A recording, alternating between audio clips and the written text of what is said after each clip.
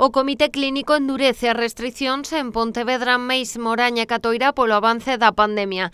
Nestes concellos aplicarase o nivel máximo de alerta. Estarán pechados perimetralmente de xeito illado e a hostalería só poderá atender en terraza e no servizo a domicilio ou para levar.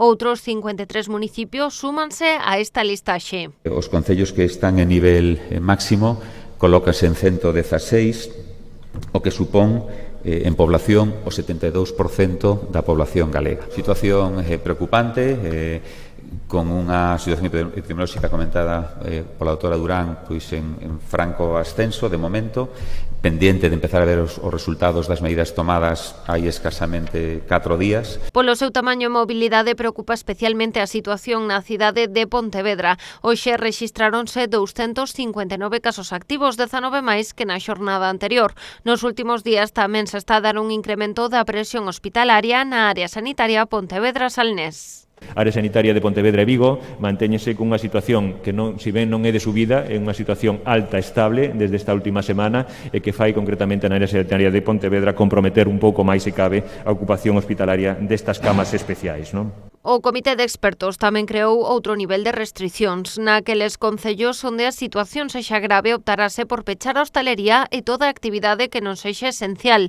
Polo de momento estas medidas só se aplicarán en Viveiro, Arteixo e Xinzo de Limia. Se algún concello fora nesta tendencia, evidentemente, plantearíamos este mismo nivel de restriccións, tremendamente duras, evidentemente, e o modelo carballino casi puro que aplicamos no seu momento nesta vila ourensana e que funcionou rápido, ademais.